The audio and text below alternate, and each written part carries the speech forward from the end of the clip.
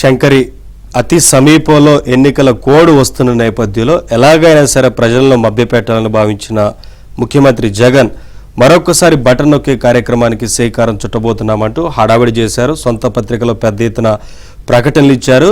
EBC నేస్తాన్ని వేయబోతున్నాము, 3వ విడత ఖాతాల్లో జమ అవుతుందంటూ ముందు చెప్పారు. కానీ ఆ తర్వాత పెద్ద బాంబు పేల్చారు. బటన్ ఇప్పుడు నొక్కుతాం కానీ డబ్బులు మాత్రం ఇప్పుడు పడవు, తర్వాత పడతాయంటూ చెప్పిన సందర్భం ఉంది కదా. రైట్, చూద్దాం. దానికి సంబంధించి మరో 4 రోజుల్లో ఎన్నికల కోడ్ వస్తుంది. ఆ తర్వాత తమ ప్రభుత్వం వస్తుందో రాదోనన్న అనుమానం. ఈలోపు ప్రజలను ఎలా మభ్యపెట్టాలా అని ఆలోచించిన ముఖ్యమంత్రి జగన్ ఈబీసీ నేస్తం లబ్ధిదారులకు 3వ విడత బటన్ నొక్కే కార్యక్రమాన్ని ఎంచుకున్నారు. బనగానపల్లిలో నిన్న సభ ఏర్పాటు చేసి 629 కోట్లు జమ చేస్తున్నామంటూ ప్రచారం చేశారు. తన రోత పత్రికలో 1.5 కోటి విలువైన ప్రకటనలు గుప్పిస్తూ ఇదే డబ్బా వాయించుకున్నారు. దీంతో జగన్ బటన్ నొక్కగానే ఖాతాలో డబ్బులు పడతాయని లబ్ధిదారులు ఆశగా ఎదురు చూశారు.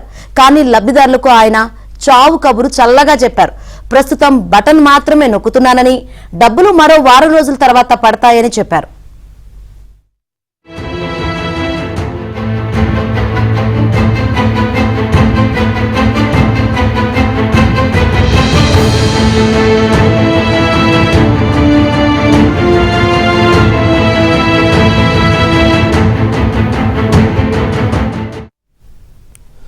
పేదలకు ఇవ్వడానికి ప్రభుత్వం వద్ద డబ్బులు ఉండవు, కానీ తమ వారికి మాత్రం ధారాళంగా కేటాయింపులు చేసేసుకుంటారు.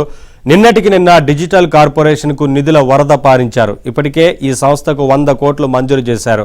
ఇంకా కావాలని అడగడమే ఆలస్యం. పేటీఎం బ్యాచ్ను పోషిస్తున్న కార్పొరేషన్కు ఆగ మేఘాలపై మరో 20 కోట్లు ఇచ్చేశారు. వీటిలో వేటికి రాని నిధుల కొరత పేదల దగ్గరకు వచ్చేసరికి ఎందుకు తలెత్తుతుందని పలువురు లబ్ధిదారులు ప్రశ్నిస్తున్నారు. పైగా ఖాతాల్లో డబ్బులు పడని ఈ వారం రోజులు ఆంధ్రజ్యోతి, ఈనాడు పత్రికలు, ఛానళ్లు చూడవద్దంటూ జగన్ ఉచిత సలహా ఇచ్చారు.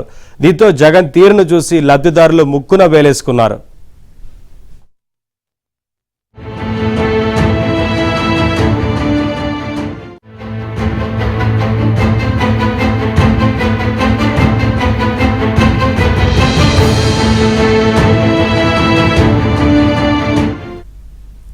ఈబీసీ నేస్తం పథకం ద్వారా 4,19,583 ఓబీసీ అక్కా చెల్లెమ్మలకు స్వాలంబన కలిగిస్తున్నట్లు చెప్పారు. గత 58 నెలల్లో 99% హామీలను అమలు చేశామంటూ ప్రజలను మభ్యపెట్టే ప్రయత్నం చేశారు. పైగా మళ్లీ తను అధికారంలోకి రాకపోతే ప్రస్తుతం వచ్చే పథకాలు, అందే డబ్బులు అన్నీ ఆగిపోతాయని ప్రజలను భయపెట్టే ప్రయత్నం చేశారు. ఇక సీఎం సభకు మహిళలను, ముఖ్యంగా డ్వాక్రా మహిళలను అధికారులు భారీగా తరలించారు. అయితే సభాస్థలం చిన్నది కావడం, సరైన వసతులు లేకపోవడంతో మహిళలు తీవ్రంగా ఇబ్బందులు పడ్డారు. ఓవైపు సీఎం ప్రసంగిస్తుండగానే మరోవైపు మహిళలు బయటకు వెళ్లిపోయారు. ప్రతి సభలో వెళ్లిపోయే వారినే అడ్డుకునే పోలీసులు ఈసారి అందుకు ప్రయత్నించలేదు. అప్డేట్స్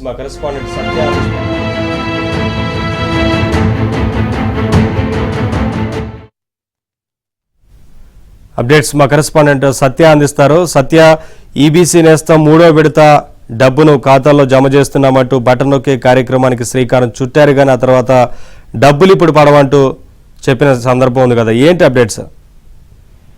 ముఖ్యమంత్రి బటన్ నొక్కుతున్న కార్యక్రమాలన్నీ కూడా ఉత్తుత్తివే అని మరోసారి నిరూపితమైంది. ఆయనే స్వయంగా నాది ఉత్తుత్తి నొక్కుడే అని చెప్పి ఆయనే సభావేదిక సాక్షిగా ప్రకటించారు. ముఖ్యంగా ప్రతిసారి కూడా బటన్ నొక్కి ఇన్ని వేల మందికి ఇన్ని వేల కోట్లు వేస్తున్నాం, ఇన్ని లక్షల మందికి అని చెబుతున్నప్పటికీ కూడా అందరికీ కూడా సాయం అందని పరిస్థితి. కొంతమందికి ఆ రోజు పడితే మరి కొంతమందికి 15 రోజుల తర్వాత పడుతున్న పరిస్థితి అయితే ఉంది. కొంతమందికి అసలు పడని పరిస్థితి కూడా ఉంది. అయితే ఈ విషయాలకు ఒక లెక్కాపత్రం ప్రభుత్వం వైపు లేకపోవడంతో ఎవరికి ఎప్పుడు పడుతుంది అనేది కూడా అర్థం కాని పరిస్థితి. నిన్న ఈబీసీ నేస్తం లబ్ధిదారులకు 3వ విడత బటన్ నొక్కే కార్యక్రమాన్ని బనగానపల్లెలో గురువారం సభ ఏర్పాటు చేసి మరి 629 కోట్లు జమ చేస్తున్నామంటూ పేర్కొన్నారు. దీనికి సంబంధించి ముఖ్యమంత్రి తన సొంత పత్రికలో 1.5 కోటికి పైగా విలువైనటువంటి యాడ్స్ కూడా ఇవ్వడం జరిగింది.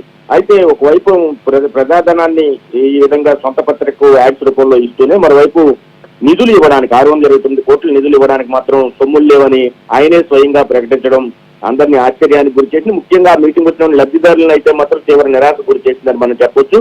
మరోవైపు డిజిటల్ కార్పొరేషన్ ఏదైతే ప్రభుత్వానికి గత ఏడాదిగా ప్రభుత్వ పథకాల ప్రచారం పేరుతో వైసీపీ ప్రచారం, అదేవిధంగా విపక్షాలకు సంబంధించి వ్యతిరేక ప్రచారం చేస్తున్న డిజిటల్ కార్పొరేషన్ ఇప్పటికే 100 కోట్లు చెల్లించారు. మళ్ళా అడిగిందే తరువుగా మరో 40 కోట్లయితే ఆగమేఘాల మీద 20 కోట్లు ఆ కార్పొరేషన్ ఇచ్చారు, కానీ పేదలకు మాత్రం ఇచ్చే నిధుల విషయంలో మాత్రం ఆలస్యం ఎందుకు అవుతుందనే ప్రశ్న వ్యక్తం అవుతున్న పరిస్థితి అయితే ఉంది.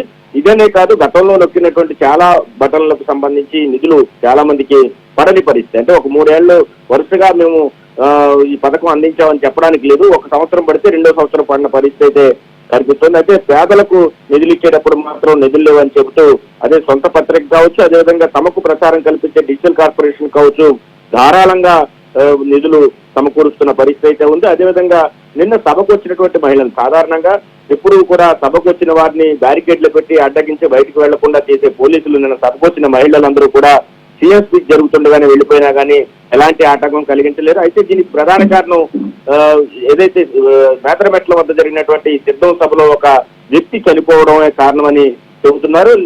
ఈ రాజకీయ పార్టీల కోసం తామెందుకు బలి కావాలని పోలీసులు వారిని వదిలిపెట్టారని కూడా మనకు అందుతున్న సమాచారాన్ని బట్టి తెలుస్తుంది. ఓవరాల్ గా తీసుకుంటే పేదలకు ఇచ్చేందుకు నిధులు లేవు, కానీ సొంత పార్టీ పనులకు అదేవిధంగా సొంత పార్టీ ప్రచారానికి ప్రజా డబ్బుతో వినియోగించుకునేందుకు మాత్రం నిధులు ఎక్కడి నుంచి వస్తున్నాయనే ప్రశ్న సర్వత్రా వ్యక్తం అవుతోంది. అదే